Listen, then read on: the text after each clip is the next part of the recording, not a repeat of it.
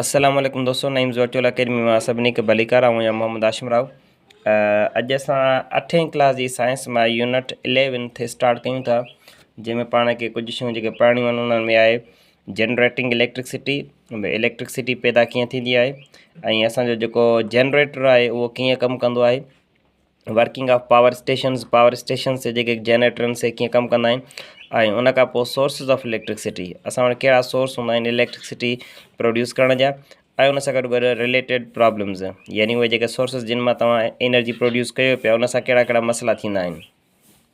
अच्छा, सभ खां पहिरियां इलेक्ट्रिसिटी पैदा कीअं थींदी आहे? त इलेक्ट्रिसिटी पैदा करण जो हिकिड़ो बेसिक प्रिंसिपल इहो आहे त तव्हां वटि हिकिड़ो मैग्नेट हुजे ऐं हिकिड़ी कॉइल हुजे, उहा जेका वायर हुजे उन वायर खे तव्हां हिन लूप जी शिकिल में ईअं फेरायो, ठीकु आहे। हाणे हीउ जेको मैग्नेट आहे, हिन मैग्नेट खे जेकॾहिं असां हिन वायर जे अंदरां मुसलसल फेराईंदा रहंदासीं त हिन जे इहो मैग्नेट वायर जे अंदरि जीअं फिरंदो रहंदो त इहा जेका वायर आहे इन जे अंदरि हिकिड़े क़िस्म जो करंट पैदा थींदो आहे, ऐं पोइ उन करंट खे असां यूज़ करे सघूं था। हीअ जेको सपोज़ कई तव्हांजी वायर आहे त हिन वायर में हिन जॻह ते तव्हां को इलेक्ट्रिकल डिवाइस लॻाए छॾियो, सपोज़ कयो हिते पाण को नंढो बल्ब लॻायो आहे, हीअ मथां काई वायर आहे, वायर हीअं लूप जी शिकिल में आहे। हाणे तव्हां वरी जेको मैग्नेट आहे हिन मैग्नेट खे हिन वायर जे अंदरि जेकॾहिं ईअं फेराईंदो त फेराइण सां उहो हीअ जेका वायर आहे इन जे अंदरि करंट प्रोड्यूस थींदो आहे, इलेक्ट्रिसिटी प्रोड्यूस थींदी आहे, ऐं उहा करंट अची करे हिन बल्ब खे ॿारींदी। पर इहो जेको हिते जेको करंट पैदा थींदो, हिते जेका इलेक्ट्रिसिटी पैदा थींदी सा तमामु थोरे अमाउंट में पैदा थींदी। अच्छा, हिकिड़ो त तरीक़ेकार इहो आहे त तव्हां कंहिं वायर जे अंदरि कंहिं मैग्नेट खे फेरायो त इलेक्ट्रिसिटी पैदा थींदी, या वरी ॿियो तरीक़ेकार इहो आहे त तव्हां वटि हिकिड़ो मैग्नेट हुजे, हिन पासे बि मैग्नेट हुजे ऐं हिन पासे बि मैग्नेट हुजे, ऐं पोइ ॿिन्ही मैग्नेट जे विच में हिकिड़ी वायर हुजे, ईअं लूप जी शिकिल में हुजे, कॉइल जी शिकिल में हुजे। हाणे हिन वायर खे हिन मैग्नेट जे विच में फेराईंदो त तॾहिं बि हिन वायर जे अंदरि इलेक्ट्रिसिटी प्रोड्यूस थींदी आहे। यानी इलेक्ट्रिसिटी तव्हां ॿिनि तरीक़नि सां पैदा करे सघो था, या त तव्हां जेका वायर आहे उन वायर जे अंदरि मैग्नेट खे फेरायो, या वरी ॿ मैग्नेट साइड ते रखियो उन जे विच मां वायर खे फेरायो, फोर्स जे ज़रिए वायर खे फेरायो, तॾहिं बि इलेक्ट्रिसिटी हिन वायर जे अंदरि अची वेंदी। त हाणे असां वटि जेको जनरेटर हूंदो आहे, असां वटि जेका बिजली ते पैदा करण जो तरीक़ेकार हूंदो आहे, या जेको डिवाइस हूंदो आहे बिजली पैदा करण जो, उहो हूंदो आहे जनरेटर। जनरेटर जो कमु हूंदो आहे इलेक्ट्रिसिटी खे पैदा करणु। हाणे जनरेटर जो मॉडल तव्हां ॾिसंदो त हुन में बि तव्हांखे हीअं नज़र ईंदो, हिकिड़ो मैग्नेट हिन पासे हूंदो आहे, ठीकु आहे, ॿियो मैग्नेट तव्हांखे हिन पासे मिलंदो, ऐं हिते हिन में हिते हूंदो आहे हैंडल लॻल, ठीकु आहे। हिन हैंडल खे फेराईंदासीं, फेराइण खां बाद में पोइ हाणे मूं जीअं तव्हांखे ॿुधायो ॿ मैग्नेट हूंदा, हुन मैग्नेट जे विच में हिनखे असां चवंदा आहियूं कॉइल, हिनखे छा चवंदासीं असां कॉइल, ठीकु आहे। ऐं पोइ हिते तव्हां को न को, अच्छा जेकॾहिं हिते पाण डायरेक्ट बल्ब लॻाए छॾींदासीं, मिसाल तौरु डायरेक्ट मूं बल्ब लॻाए छॾियो, हिनखे मां फेरायो त फेराइण सां छा थींदो, इहो जेको बल्ब आहे उहो हिन जे फेराइण सां ई बल्ब यको पियो फिरंदो। पोइ उन लाइ छा कंदा आहियूं असां, हिते हिकिड़ा रिंग्स लॻाईंदा आहियूं, ठीकु आहे, यानी हिकिड़ो रिंग लॻाईंदा आहियूं उहो हिन जॻह वटि, ठीकु आहे, ऐं ॿियो रिंग लॻाईंदा आहियूं असां उहो हिन जॻह ते, ठीकु आहे।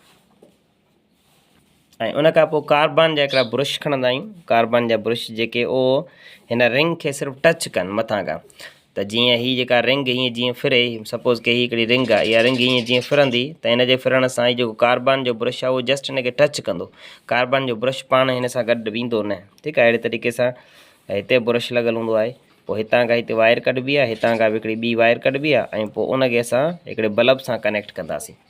हाणे अगरि जेकॾहिं पाण हिनखे पिया फेराईंदासीं त हीअ जेके रिंग्स आहिनि इहे पियूं फिरंदियूं, हीअ रिंग्स पियूं फिरंदियूं, पर हीअ जेको बल्ब आहे इहो फिरंदो कोन, न को हिन में वकड़ पैदा थींदा। हाणे असां जीअं हिन वायर हिनखे फेराईंदासीं, हिन कॉइल खे अंदरां खां जीअं फेराईंदासीं त कॉइल खे फेराइण सां छा थींदो आहे, उहो हीअ जेका वायर आहे हिन जे अंदरि करंट पैदा थी वेंदो आहे, ठीकु आहे, ऐं उहो करंट ॿाहिरि ईंदो आहे, ॿाहिरि अची करे हिन बल्ब खे ॿारींदो आहे, ॿारण खां पोइ वरी वापसि हेॾां हलियो वेंदो आहे। पर यादि रखे छॾियो, इहो जो इन तरीक़ेकार सां जेको असां करंट पैदा कंदा आहियूं उहो असां वटि थींदो आहे AC करंट, AC करंट, ठीकु आहे। AC करंट जो मतिलबु आहे अल्टरनेट करंट, अल्टरनेट करंट। हाणे अल्टरनेट करंट असां छाखे चवंदा आहियूं, अल्टरनेट करंट जो मतिलबु हूंदो आहे अहिड़ो करंट जेको ख़ासि टाइम ऑफ इंटरवल खां पोइ पंहिंजो डायरेक्शन चेंज करे।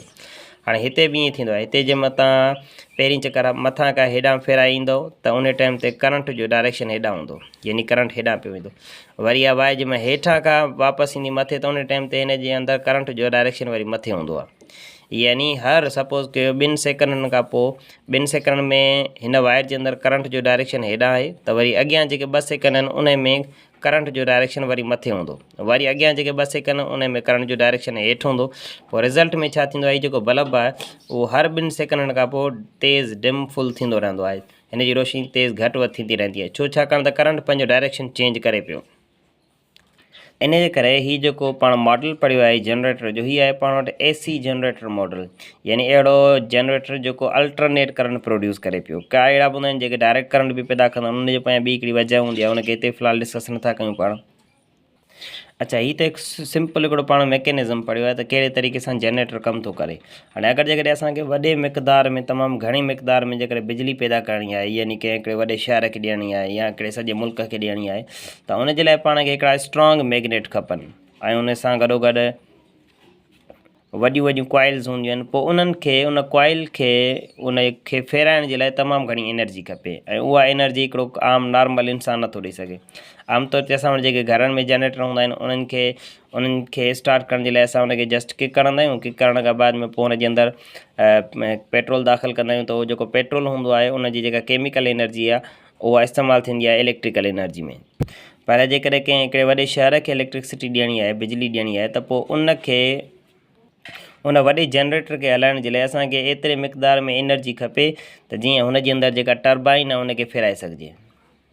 पोइ सिंपली असां छा कंदा आहियूं, उते उहो जेका अंदरि जेका टर्बाइन हुन में फिरे थी उनखे फेराइण जे लाइ असां सहारो वठंदा आहियूं ॿिए कंहिं एनर्जी जो। पोइ उहा एनर्जी हीट एनर्जी थी सघे थी, उहा एनर्जी वाटर एनर्जी थी सघे थी, ठीकु आहे, या उनखे अलावा विंड एनर्जी थी सघे थी। त इन्हनि जे ज़रिए सां उनजे अंदरि जेको टर्बाइन हूंदो आहे उन टर्बाइन खे फेराइण जे लाइ असां ॿियनि एनर्जीज़ जो इस्तेमालु कंदा आहियूं।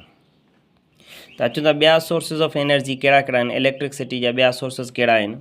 हाणे तव्हां जेको हीउ नॉर्मल ॿुधो था त पाणी जे ज़रिए बिजली पैदा कबी आहे, या कोयले जे ज़रिए बिजली पैदा कबी आहे, या न्यूक्लियर जे ज़रिए बिजली पैदा कंदी आहे। त इहो जेको पाणी, कोयलो या इहे जेके आहिनि इन्हनि मां बिजली कान पैदा थींदी आहे।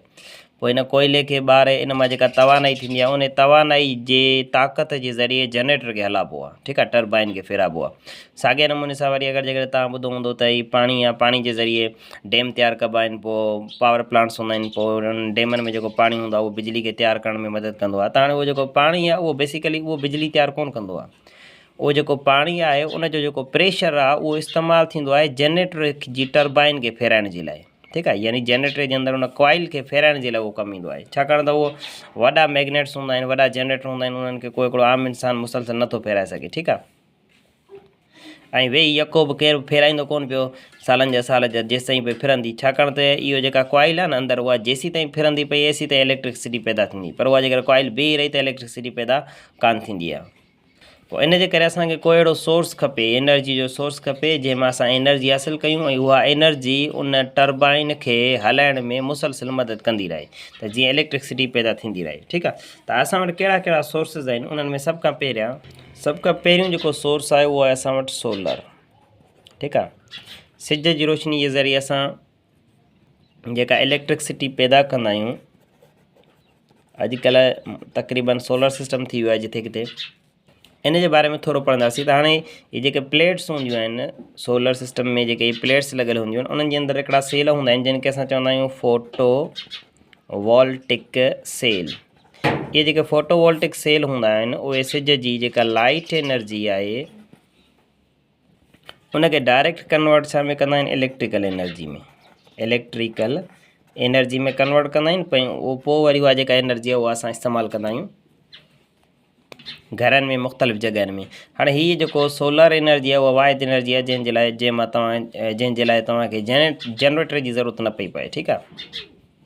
असां वटि जेके कैलकुलेटर्स हूंदा आहिनि, ठीकु आहे, त उन्हनि जे अंदरि बि इहे फोटो वोल्टिक सेल हूंदा आहिनि। हाणे इहे जेके फोटो वोल्टिक सेल आहिनि इहे ॾींहं जे टाइम ते छा कंदा आहिनि, सिज जी जेका लाइट एनर्जी आहे उनखे गॾु करे रखंदा आहिनि, उनखे पहिरियां कन्वर्ट कंदा आहिनि इलेक्ट्रिकल एनर्जी में ऐं पोइ वरी हुनखे स्टोर करे रखंदा आहिनि बैटरीज़ जे अंदरि, ठीकु आहे। ऐं पोइ वरी कैलकुलेटर उन बैटरी मां उहा एनर्जी इस्तेमालु करे ऐं पोइ कैलकुलेशन वग़ैरह करण में मदद कंदा आहिनि। ये जेको फोटोवोल्टिक मां लफ़्ज़ बार बार चाहियां पियो, हिन जे बारे में सुवाल बि आयल आहे IB जी टेस्ट में, जेका ग्रेजुएशन कैटेगरी वारी टेस्ट थी हुई या worry I think inter category वारी जेका टेस्ट थी हुई उन जे अंदरि हिन फोटोवोल्टिक वारो सुवाल आयो त जेके सोलर पैनल्स आहिनि उहे कहिड़े क़िस्म जा सेल इस्तेमालु कंदा आहिनि, त फोटोवोल्टिक सेल। पाकिस्तान जे अंदरि जेको सोलर पावर प्लांट आहे उनजो नालो छा आहे यादि रखिणो आहे पाण खे, क़ाइदे आज़म सोलर पावर प्लांट, ठीकु आहे, Quaid e Azam solar power plant. Power plant असांखे चइबो आहे अहिड़ी का जॻह जिथे इलेक्ट्रिसिटी पैदा कई वञे, इलेक्ट्रिसिटी ठाही वञे, उनखे असां पावर प्लांट चवंदा आहियूं, ठीकु आहे। उन खां पोइ ॿिए नंबर ते था अचूं पाण विंड एनर्जी ते, विंड एनर्जी, ठीकु आहे। हाणे विंड एनर्जी में छा थींदो आहे, वॾा वॾा ईअं पंखा हूंदा आहिनि, ठीकु आहे, उन्हनि जा वॾा वॾा पर हूंदा आहिनि हिन तरीक़े सां, ठीकु आहे। पोइ जंहिंमें हवा लॻंदी आहे त हवा जे अंदरि जेका हूंदी आहे काइनेटिक एनर्जी हूंदी आहे, पोइ उहा काइनेटिक एनर्जी वरी छा कंदी आहे, हिननि ब्लेड्स खे फेराईंदी आहे, हिन जे परनि खे फेराईंदी आहे। परनि खे फेराइण सां छा थींदो आहे, हिन जो जेको एक्सल लॻल हूंदो आहे हेठि उहो कनेक्ट थियल हूंदो आहे जनरेटर सां, जनरेटर जी टर्बाइन सां, ठीकु आहे।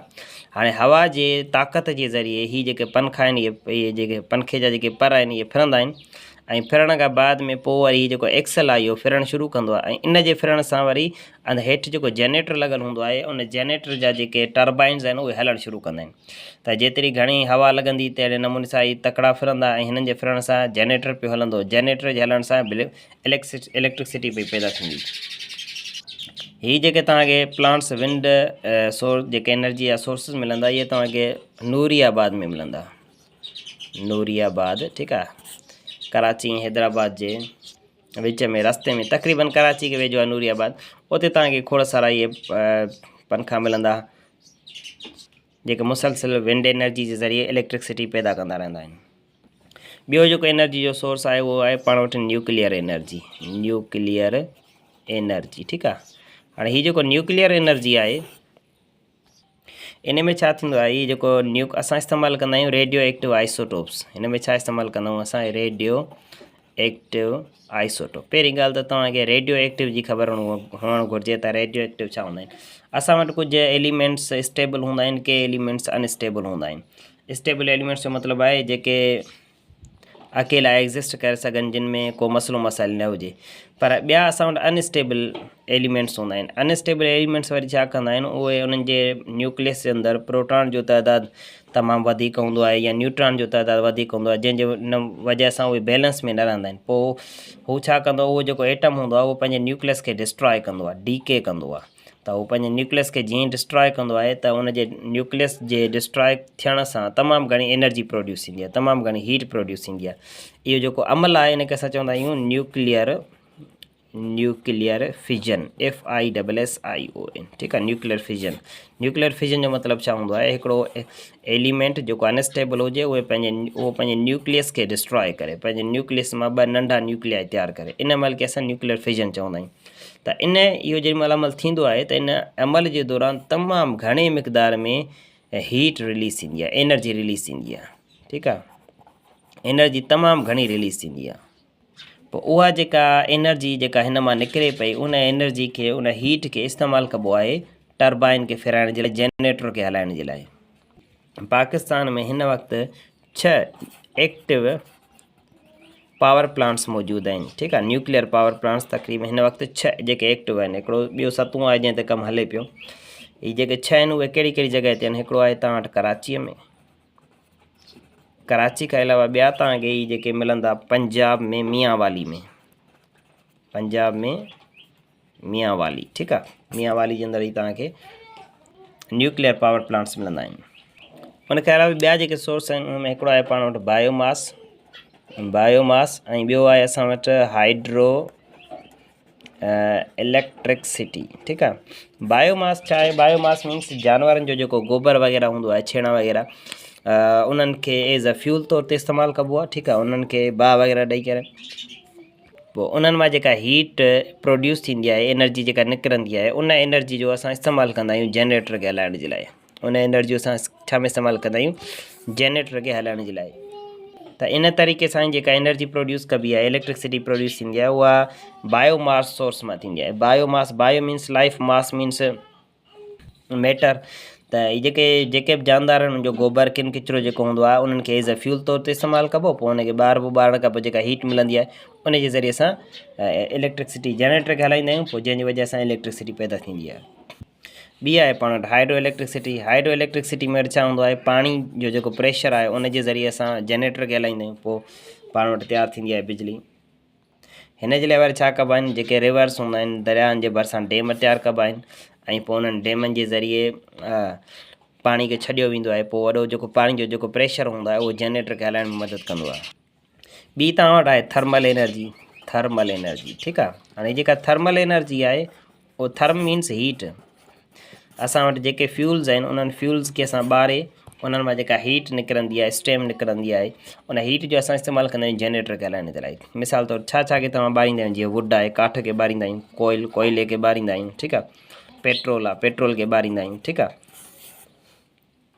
हाणे असां जेको इस्तेमालु कंदा आहियूं घरनि जे अंदरि जेके जनरेटर हूंदा आहिनि, जंहिंमें पेट्रोल विझी करे इस्तेमालु कंदा आहियूं, त इहे हिकिड़े क़िस्म जी थर्मल एनर्जी आहे, ठीकु आहे।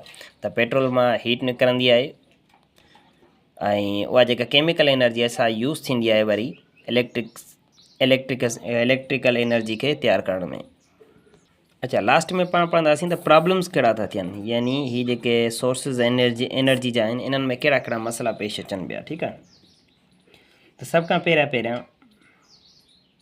जेका हाइड्रो इलेक्ट्रिसिटी आहे, हाइड्रो इलेक्ट्रिसिटी में सभ खां पहिरियों मसइलो इहो आहे त जेके डैम्स आहिनि उन्हनि जी कंस्ट्रक्शन तमामु घणी एक्सपेंसिव आहे, यानी उन्हनि जे ठाहिण जे लाइ तमामु घणो ख़र्चु खपंदो आहे, पहिरीं ॻाल्हि इहा। उन खां बाद में आसपास जूं जेके ज़मीनूं आहिनि जिते डैम ठहंदा आहिनि, त उहे ज़मीन उन्हनि जूं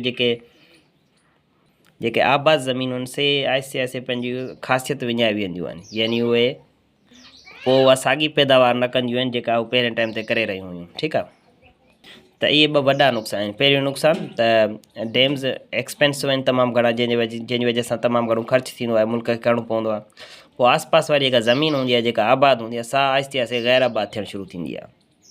न्यूक्लियर एनर्जी जी ॻाल्हि कंदासीं। न्यूक्लियर एनर्जी जे ज़रिए असां जेका इलेक्ट्रिसिटी पैदा कंदा आहियूं, त उहा बिल्कुलु तमामु घणे मिक़दार में एनर्जी निकिरंदी आहे, पर उहा डेंजरस बि थी सघे थी, छाकाणि त उते असां रेडियो एक्टिव एलिमेंट्स इस्तेमालु कंदा आहियूं, रेडियो एक्टिव आइसोटॉप्स इस्तेमालु कंदा आहियूं, ऐं उहे जेके रेडियो एक्टिव आइसोटॉप्स आहिनि उहे रेडिएशन्स कढंदा आहिनि, radiations alpha beta gamma radiations. उहे जेके रेडिएशन्स आहिनि उहे इंसाननि जे लाइ तमामु घणा नुक़सानकार हूंदा आहिनि, त हिन जे अंदरि इहो प्रॉब्लम पैदा थींदो आहे। थर्मल एनर्जी ॻाल्हि कंदासीं त थर्मल एनर्जी जे लाइ पाण खे खपे पेट्रोल, खपे वुड वग़ैरह, इहे शयूं खपनि। ऐं इहे जेके नेचुरल फ्यूल्स आहिनि इन्हनि जूं प्राइज़िस डे बाय डे आहिस्ते आहिस्ते तेज़ी सां वधी रहियूं आहिनि, पहिरियों नुक़सानु इहो। ऐं उन सां गॾो गॾु हिन जे इस्तेमालु करण सां वरी एटमॉस्फेयर जे अंदरि पॉल्यूशन पैदा थींदी आहे, ठीकु आहे, यानी गैसिस वग़ैरह निकिरनि जंहिंजी वजह सां माहौल ख़राबु थी वेंदो आहे। बाक़ी जेके तव्हांजो सोलर एनर्जी आहे ऐं प्लस में जेका विंड एनर्जी आहे, त इन में तव्हांजो ख़र्चु तमामु घणो ईंदो आहे, पर एनर्जी ओतिरे घणे मिक़दार में न ठही मिलंदी आहे, इलेक्ट्रिसिटी एतिरे घणे मिक़दार में न मिलंदी आहे जेतिरे मिक़दार में ॿिया जेके सोर्सिस ॾींदा आहिनि असांखे। हिन में एतिरे घणे मिक़दार में एनर्जी न मिलंदी आहे।